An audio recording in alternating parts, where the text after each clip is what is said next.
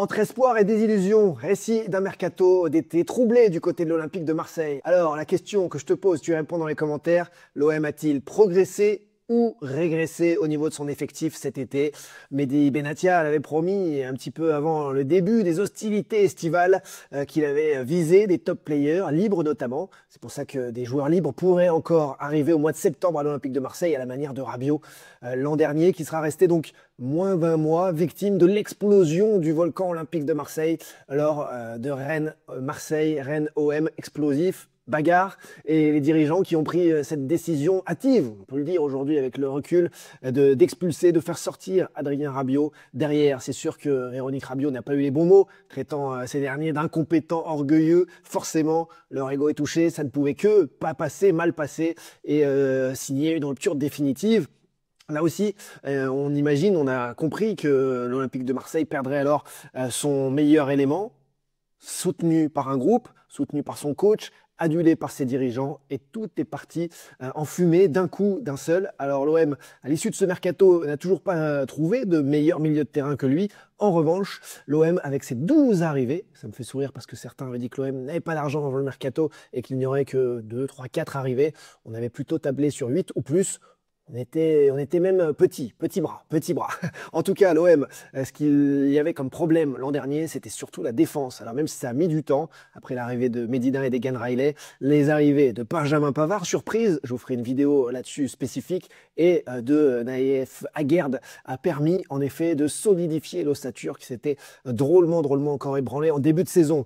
Ouais, aussi, tu me dis dans les commentaires si au niveau de la défense, ça te plaît. En tout cas, avec ces armes-là, et c'est pour ça que moi, je ne vais pas tirer dans l'ambulance. Quand je pose la question, est-ce que l'OM a régressé ou a progressé? Je dirais que même en perdant son meilleur joueur cet été, Adrien Rabiot, son meilleur défenseur l'été dernier, Chancel Mbemba, qui a signé au LOSC en toute fin de mercato, je pense que l'OM a plutôt progressé. Alors oui, ça va à l'encontre de ce que disent les supporters en ce moment sur les réseaux, mais je vais vous expliquer pourquoi. Parce que déjà, enfin, tu as une défense solidifiée avec Medina, Aguerd, voire même Balerdi. On sait que Balerdi, quand il est épaulé de meilleurs joueurs que lui, ça va. Le problème, c'est quand on lui file le brassard, quand on en fait le meilleur joueur, là, il y a un problème, et on l'a vu.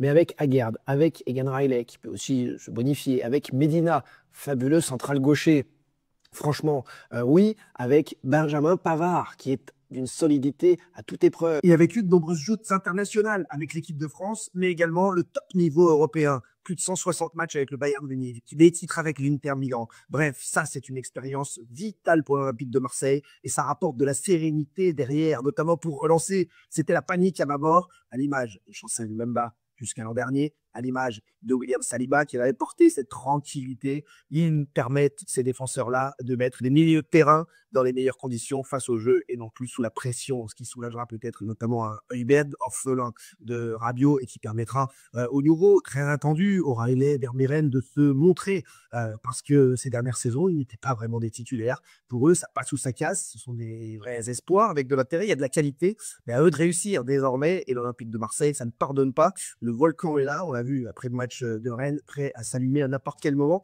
Côté défense, pour finir, alors on nous dit que la défense à 2 centraux est toujours préférée par Deserbi, mais dans une saison, il faut s'adapter avec 2, 3, 4 systèmes pour créer de l'incertitude en face.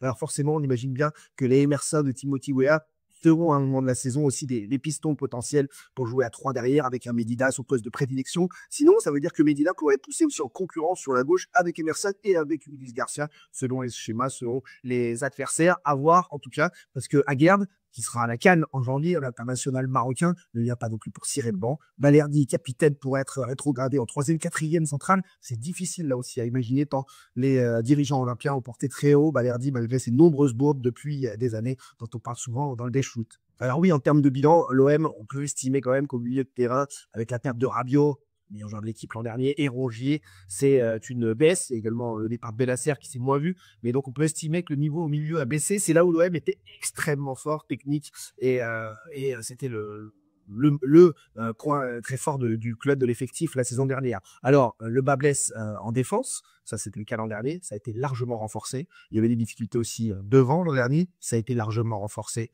On va attendre de voir les prestations du Brésilien Paixão à partir de l'après-trêve internationale. Ce sera à suivre avec vraiment intérêt. Et donc, on peut tranquillement dire que sans tomber dans l'excès de négativité de certains réseaux, mais ils adorent hein, vous maintenir sur leur réseau avec beaucoup d'émotions négatives. Euh, on peut dire tranquillement avec de la hauteur que l'OM s'est renforcé derrière, s'est renforcé devant. Le en effet a perdu un petit peu de qualité au milieu. À voir comment justement on trouve ces complémentarités, cette alchimie dans l'équipe, le fait qu'au final ce sera mieux justement en termes d'alchimie au lieu d'avoir un milieu très fort, une défense un peu faible avec une attaque qui voit la solde. Donc voilà le nouvel équilibre pour Roberto De Zerbi dans son effectif cette saison et ça devrait prendre. Hâte de voir ce que ça donne après la trêve internationale, même si les matchs vont être difficiles. Real Madrid, Paris Saint-Germain. Tu me dis ce que tu en penses dans les commentaires, c'est important. Que je vous ai dit là, un peu à l'encontre de ce que beaucoup de supporters se disent sur les réseaux. Moi, vous savez, on aime toujours être positif. Alors oui, il y a eu des noms comme Laporte, comme Ceballos qui ont fait vibrer les supporters. Espoir et désespoir, c'est toujours ce que vivent les supporters sur les réseaux pendant le mercato. Ils nous aimez ça, vous nourrissez ça aussi avec vos messages. Donc on va voir ce que donne l'Olympique de Marseille dans les semaines à venir. Mais désormais, il y a de quoi travailler. L'OM a fait des coups solides, remplacé Rabiot en termes de salaire par Tarare. L'équipe type de l'Olympique de Marseille de ces 3 premières journées n'aura rien à voir avec celle des suivantes. Donc hâte de découvrir le nouvel OM. Tu me dis surtout ce que tu en penses dans les commentaires. Désolé de te le répéter, c'est à cause de l'algorithme. Un petit like, un petit partage. C'est comme ça que ça se passe. On fonce vers les 100 000 abonnés sur la chaîne YouTube. C'est grâce à toi. Alors forcément, on avance ensemble et on fera la fête à ce moment-là. J'espère. Les passionnés, prenez soin de vous et des autres. On se retrouve en direct. TV Night Show, Dash Food comme d'habitude.